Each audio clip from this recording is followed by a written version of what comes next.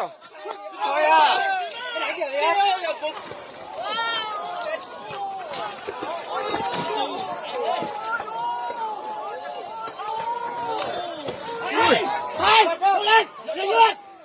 Mày không biết áp mày là mày ngã đấy.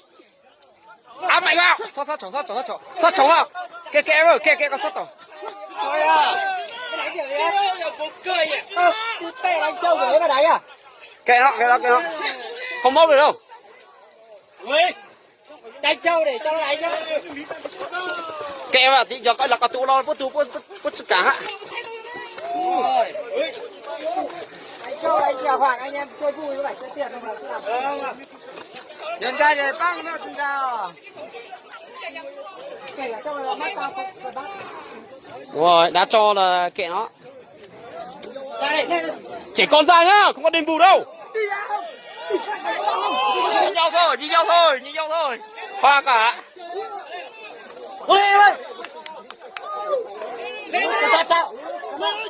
Nhớ là chút ký cho bác kiểu. Ôi. Đấy à, đứa con chú chính không? Con này biết gỡ lắm. Cho cái nổ. Hui. Lên. Không, hai con này sừng mắt nhau vào mắt cổ là không ăn được. Ở đây ông chúa. Kìa chúa nó phải ra.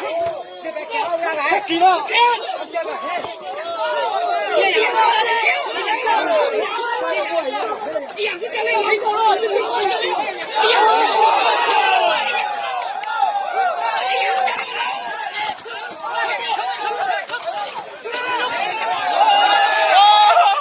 Hòa thôi. Thế thôi còn gì nữa. Kệ đừng nữa. Đúng rồi, như nhau bây giờ không phải gỡ, kệ nó. Khô là sao không mà qua từ quý lọ thì nó đang khô là. Còn từ khô chế đàng này chưa qua từ quý lọ bây giờ đấy.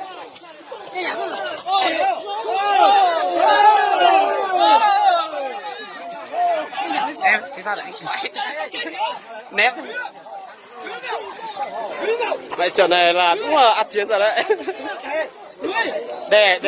Để mạnh vào. Hai con này móc với nhau.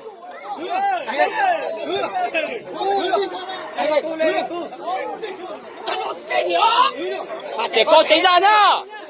Mày con là đổi hang lắm ấy. Hai con này bây giờ đang máu bây giờ nó chưa chạy đâu. Chưa tránh ra đi.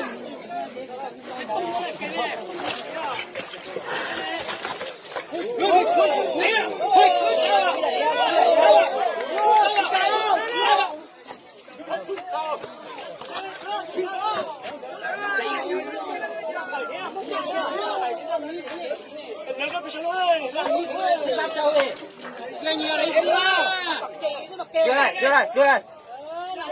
Không sao cho bút nữa, bút đâu được rồi. Sao cho bút đấy đâu mà bút được rồi.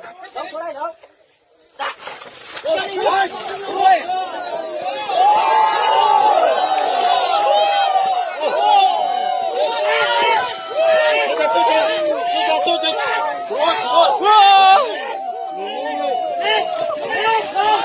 Chạy